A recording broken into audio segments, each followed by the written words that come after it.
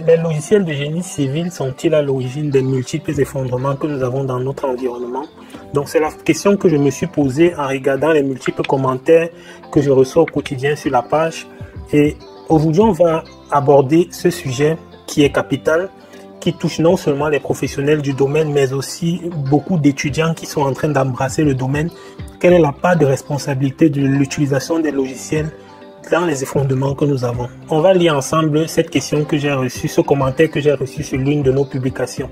Donc, lorsque vous terminez le dimensionnement des éléments structuraux, vous passez à la production des plans de ferraillage. Et en ce moment, c'est le logiciel utilisé qui indique la position, le diamètre et la répartition des aciers dans l'élément concerné. Ce n'est pas un hasard.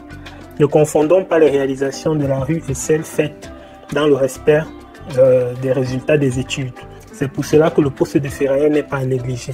Pour répondre à cette question, d'abord sur le rôle ou bien la responsabilité du logiciel dans les effondrements et en même temps rebondir sur la nécessité des armatures de peau, on va faire une petite simulation dans un logiciel puisque étant conscient que beaucoup aujourd'hui ne comprennent que ce langage-là, même parmi les professionnels, parmi les étudiants qui sortent des écoles, certains sont plus confiants au logiciel qu'à leur propre capacité à prendre des initiatives.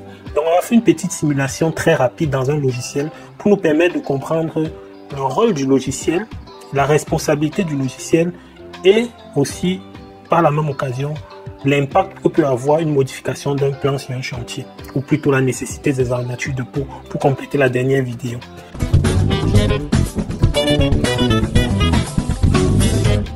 Donc salut à tous, moi c'est Ereo Dogmo et sur cette chaîne je te parle de génie civil, je te parle de construction.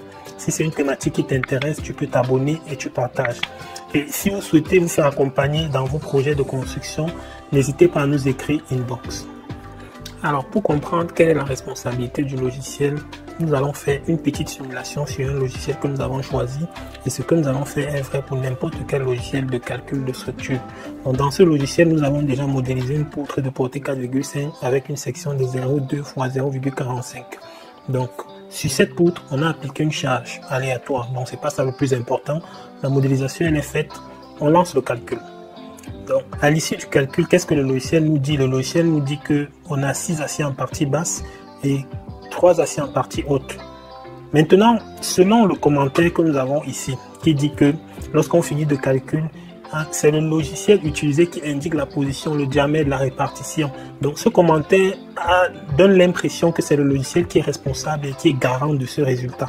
Eh bien non, c'est tout simplement le logiciel est garant de ce résultat sur la base des hypothèses que nous avons entrées. Donc, c'est pour ça que dans tous les logiciels de calcul de structure, vous verrez hypothèse sur le béton, hypothèse sur les aciers.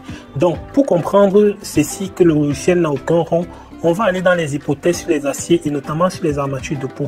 Ici, le résultat que le logiciel nous a donné, c'est en supposant que les armatures de peau sont nécessaires à partir d'une hauteur minimale de 0,5 m de hauteur de poutre. Donc, je vais changer cette valeur, je vais mettre 0,4 et j'applique. Je relance le calcul. Qu'est-ce que le logiciel fait? Sur la base de ces hypothèses, il me donne le même nombre d'aciers de flexion, 6 aciers en partie basse et 3 aciers de diamètre plus petits en partie haute. Mais à cela, il ajoute 4 armatures de peau. Donc, on comprend donc ici que le logiciel ne restitue que ce que nous lui donnons en données d'entrée en hypothèse. Donc, le responsable de ce résultat n'est non pas le logiciel, mais tout simplement l'ingénieur ou le professionnel qui en amont doit avoir cette capacité à transcrire le problème qu'il rencontre sur son chantier en données compréhensibles par le logiciel et dans le respect des normes. Donc, on peut aller plus loin, on peut partir dans les hypothèses de ferraillage, armature de peau et dire que l'espacement maximal entre deux armatures de peau, c'est peut-être de 10 cm. On applique et on relance le calcul. Le logiciel nous donne un autre résultat qui est tout aussi bon parce que c'est bon sur la base des hypothèses que nous entrons. Donc cette fois, j'ai plutôt 6 aciers de peau. Donc, aujourd'hui, je suis conscient que dans notre environnement, on a des professionnels ou bien des étudiants qui sont plus préoccupés par la maîtrise de tel ou tel logiciel à la sortie de leur formation plutôt que par la maîtrise de la norme ou bien des outils nécessaires pour leur permettre de donner les bonnes hypothèses au logiciel et donc d'avoir les bons résultats. Donc c'est non pas le logiciel mais plutôt ces professionnels-là, cette utilisation un peu abusive et inappropriée des logiciels qui peut justifier certains effondrements que nous avons.